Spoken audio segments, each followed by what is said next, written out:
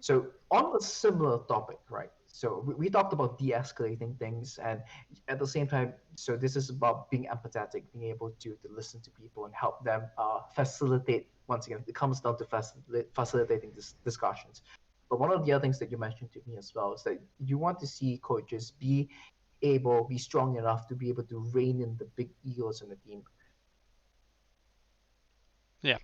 Um, that's I think especially the age and the emotional maturity helps with this, but being able to, like we touched on earlier, identify and then also somehow sell this player.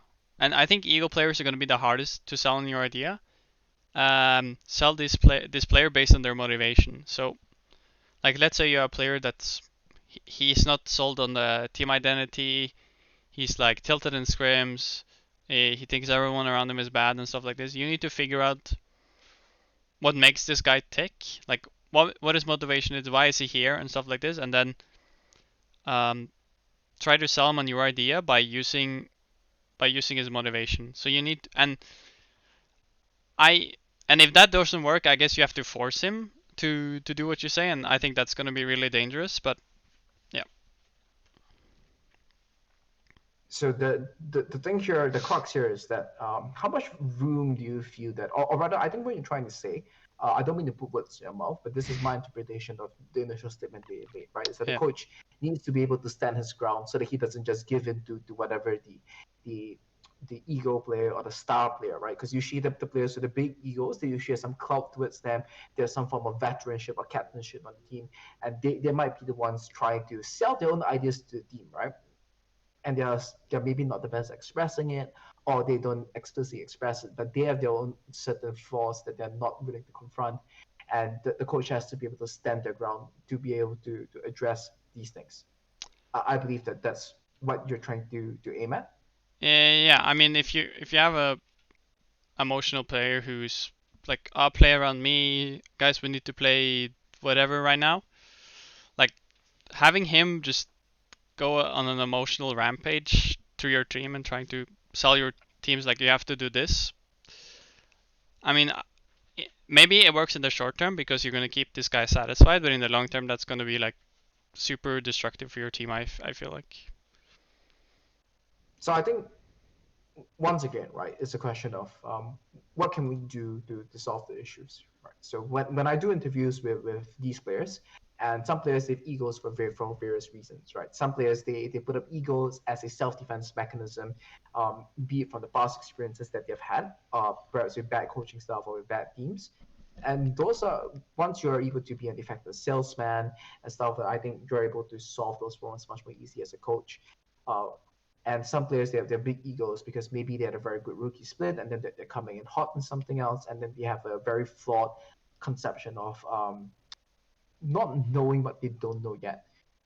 That the challenge is being able to point these things out to them and being able to influence them, right? And I think the mistake that I've made myself, and I think coaches make as well, is that they're not able to, once again, the keyword here is influence, or be able to plant these ideas into the players' heads so that the players can understand that, okay, maybe there's something missing over there, right?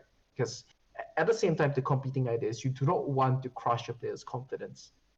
This is always the competing ideas, right? As much as you need to address the problems, you do not want to crush the players' confidence to the point where you get this very big dip in performance. Because if you directly go in there and you make the player feel like crap, and you make the player feel like he doesn't understand the game, um, by going in and crushing his flawed thinking, which is usually, I wouldn't say is rarely a 20%, it's rarely a 30% thing. That usually about 70% is the last crucial 30 or 20% that's losing your team games. So it's about how you get the player to see that last 20 or 30% and maybe help them get 10% of the way there. Yeah, that makes a lot of sense. Oh, I included a whole bunch of numbers. Okay, so on the point number six is that what you want to see from a coach is a coach should be able to provide systems and structure. This is one of my favorite topics, and I can ramble on for days. But why don't you share with me a little bit more in terms of what is the expectation from a player's point of view? Yeah.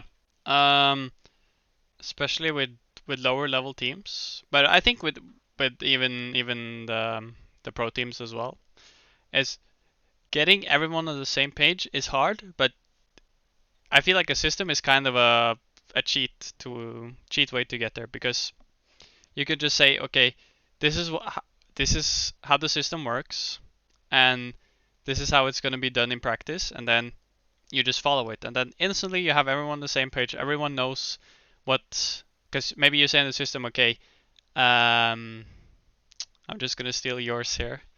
You say Sure, go 1-3-1, um, pick and disengage, and then rotate into top or whatever, and then you have a system of what words to use, and then you also have like talked about what these words mean.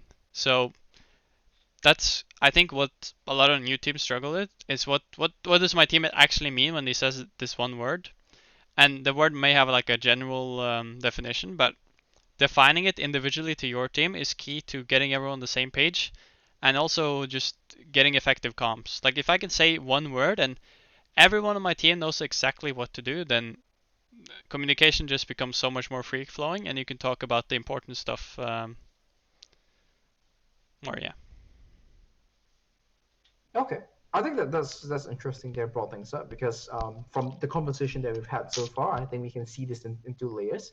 The first layer is in terms of just setting a direction for the team, right? And this is where the challenge comes in as a coach, where you need to manage expectations from both sides. And if you're talking about handling a lower level team, and if the team admits that they themselves are a lower level team, then the division becomes very clear, right? We just play one style, or we just pick Azir Koki every game and we go for skilling, for example, and then you just help the team master towards that. So that's the first level of like at a very basic kind of structure. What's the overarching strategy, and should that necessarily be coming from a coach, or at least the coach needs to have some say in signing off on that, right?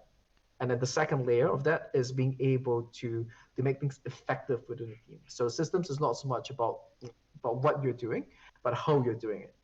So short calls, this is a problem that I always have to fix within teams, is that short calls, they just take 1 minute, right? Because people are resetting and then it's like, okay, guys, we're going to walk out of base, we're going to push up mid lane, and then the jungler's going to eat these two camps, and after jungle eats these two camps, and then they just ramble on. And by then you've really lost tempo on the map because everybody's has walked to the wrong lane at that point of time. So um, being able to shorten things down to keywords so that things just go bam, bam, bam. I think that this is something that the military uses as well, right? Very, very quick shortenings that just trigger keywords so that people know what's going to be happening. Yeah. No, I that makes a lot of sense, I guess, and I I think that's what a lot of coaches. I mean, it's so funny because you even saw, was it last year with Youngbuck? He was like denying Fnatic having a system when it's like, dude, there's nothing wrong with having a system. It's just smart. Like I think the teams that don't benefit from a system is like the G2 teams that like, I feel like they break the system so much that they wouldn't need it, but for most teams it's gonna benefit them a lot. Just having, you don't even have like need to have like a complicated one with a lot of rules. You just have to have one that puts everyone on the same page and makes communication more effective. And I think we can wrap up this point by something that we can both definitely agree on. Five people making a bad call is infinitely better than three people making a right call and two people making a not so right call. Yeah, exactly. And So having, stay together and play together as a team. yeah, Right. having, and if you can all agree on like the system beforehand, it becomes kind of like five people following one brain in a sense, or they're following one idea, I guess. And so that wraps this video up, I believe. So 6 things players want to see from a coach. The first is that players want to see coaches be able to identify problems within the team and solve those problems quickly.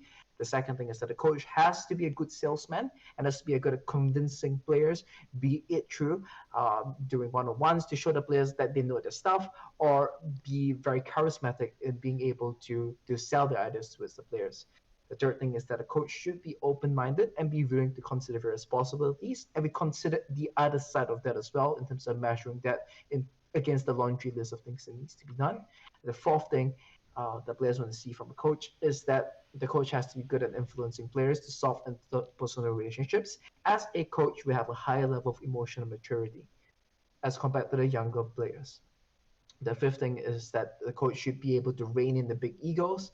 And the last one is that the coach should be able to provide systems and structure so that the team can function on the same page. All right. Thanks for watching, guys. Remember to like and subscribe, and we'll see you guys another time.